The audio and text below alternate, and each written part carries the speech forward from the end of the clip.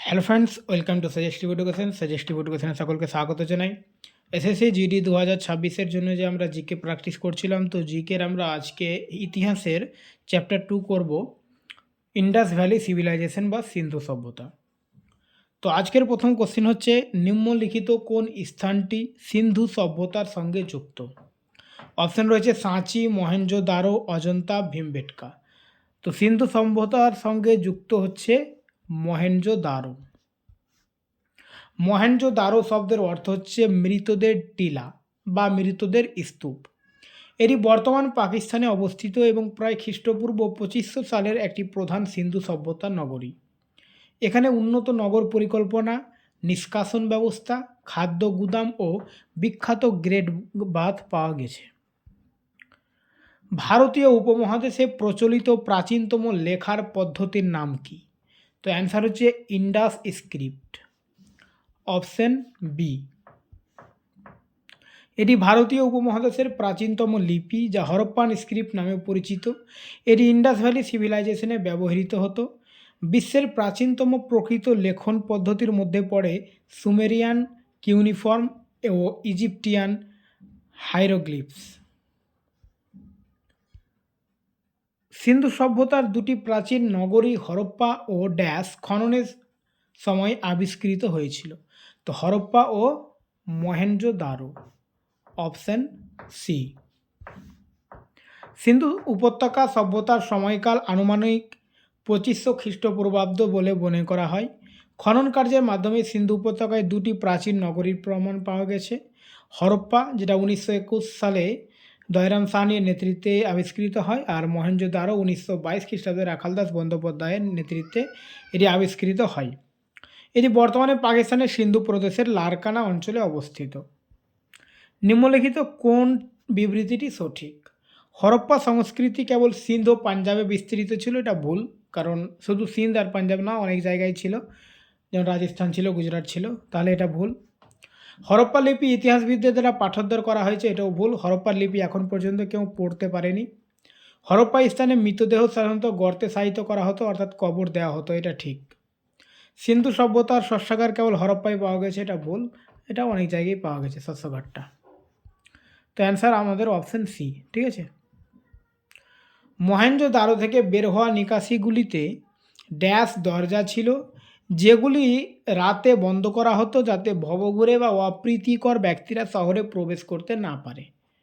তো এখানে কিসের দরজা ছিল এটা আমাদের বলতে হবে। তো অ্যান্সার হচ্ছে সেখানে কাঠের দরজা ছিল, অপশন এ। মহেঞ্জোদারো আবিষ্কার করেন আর.ডি. ব্যানার্জি বা রাখালদাস ব্যানার্জি 1922 সালে। এটি পাকিস্তানের দক্ষিণাংশে সিন্ধু নদীর ডান তীরে অবস্থিত। ইন্ডাস ভ্যালি সিভিলাইজেশনের গ্রেট বাথ সম্পর্কিত নিম্নলিখিত কোন বক্তব্যটি সঠিক? এটি শস্য মজুত করার জন্য ব্যবহৃত হতো, এটা ভুল। গ্রেট বাথ এটা স্নানাগার ছিল, ঠিক আছে, এটা শস্য মজুতের জন্য নয়, সরি। এটি চাষের জন্য ব্যবহৃত হতো, এটাও ভুল। এটি শহরের জলাধার হিসেবে ব্যবহৃত হতো, এটা হতে পারে। আর এখানে নিচে আছে এটি সম্ভবত ধর্মীয় কাজে ব্যবহৃত হতো। সব থেকে বেস্ট হচ্ছে এখানে গ্রেট বাথটা ডি, ঠিক আছে, ধর্মীয় কাজে ব্যবহৃত হতো। মানে এখন বর্তমানে যে মানুষ গঙ্গা স্নান করে, ঠিক একই রকম সেই রকমই ছিল গ্রেট বাথে, কিন্তু ধর্মীয় কাজে ওখানে স্নান করতো, ঠিক আছে।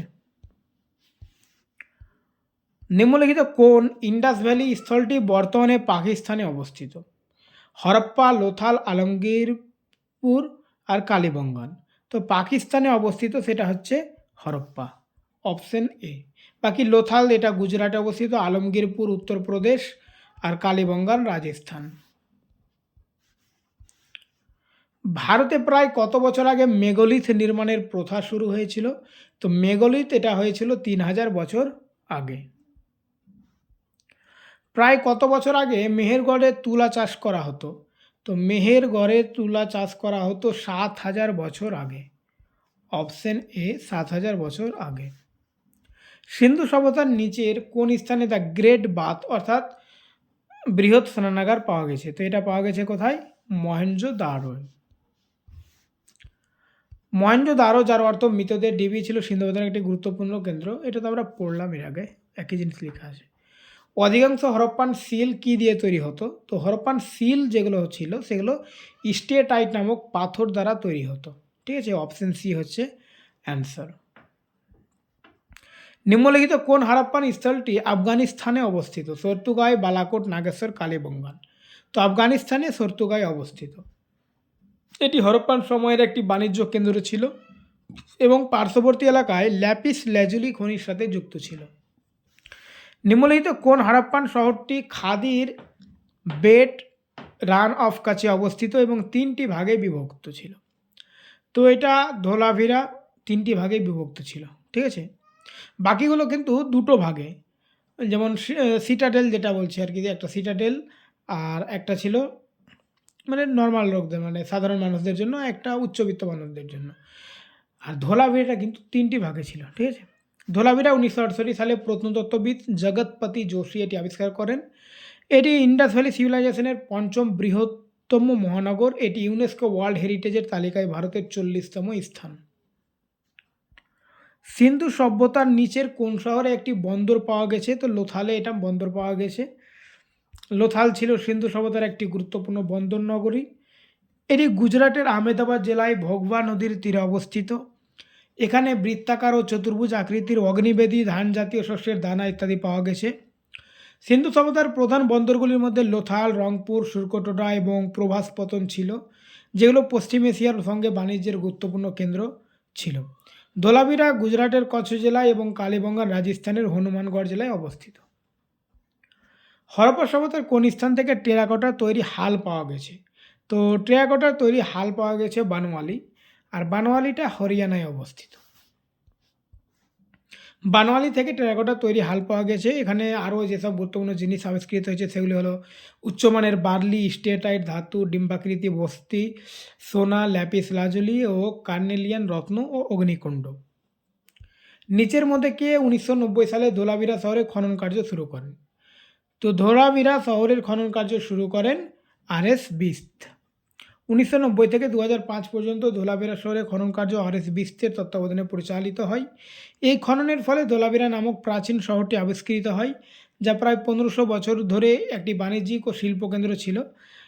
এই স্থানের প্রাথমিক আবিষ্কার 1968 সালে প্রত্নতত্ত্ববিদ জগৎপতি যোশী করেছিলেন। নিম্নলিখিত কোন সিন্ধু সভ্যতার স্থল নদী সিন্ধুর তীরে নয়? তো সিন্ধুর তীরে নয় বলেছে না, তো অ্যান্সার হচ্ছে এটা রূপনগর বা রোপড়। সিন্ধু সভ্যতার এটি একটি ঐতিহাসিক স্থান, যা পাঞ্জাবের শতদ্রু নদীর তীরে অবস্থিত। এখান থেকে মৃত্তিকাবাহিত পাত্র, তামার আংটি, ব্রোঞ্জের সেল্ট, টেরাকোটার কেক, সিল, মানুষ ও কুকুরের সমাহিত কবর এবং তামার কুড়াল পাওয়া গেছে। বাকি সবগুলো স্থান সিন্ধু নদীর তীরে অবস্থিত। নিম্নলিখিত কোন হরপ্পান স্থল থেকে হাল চাষের মাঠের প্রমাণ পাওয়া গেছে? তো এটা অ্যান্সার হচ্ছে কালীবঙ্গান। কালীবঙ্গান থেকে হাল চাষ করা জমির প্রমাণ পাওয়া গেছে, যা বিশ্বের প্রাচীনতম। ইন্দাস সভ্যতা ছিল একটি নগর সভ্যতা। এই সভ্যতা থেকে যে শহরগুলি পাওয়া গেছে তার মধ্যে 6টি বড় শহর নামে পরিচিত: মহেঞ্জোদারো, হরপ্পা, তারপরে গানারিওয়ালা, ধোলাভিরা, রাখিগড়ি ও কালীবঙ্গান। সিন্ধু সভ্যতা ছিল একটি ড্যাশ যুগের সভ্যতা, এটা ব্রোঞ্জ যুগের সভ্যতা। সিন্ধু সভ্যতা ছিল বিশ্বের প্রাচীন নদীকেন্দ্রিক সভ্যতাগুলির মধ্যে অন্যতম। 1826 সালে চার্লস ম্যাসন প্রথম এই সভ্যতার অস্তিত্ব খুঁজে পান এবং 1921 সালে দয়রাম সানি হরপ্পার খনন কার্য শুরু করেন। এই সভ্যতার নগরায়ন এবং ব্রোঞ্জের ব্যবহার লক্ষ্য করা যায়, তাই একে প্রাচীন নগরায়িত ব্রোঞ্জ যুগের সভ্যতা বলা হয়।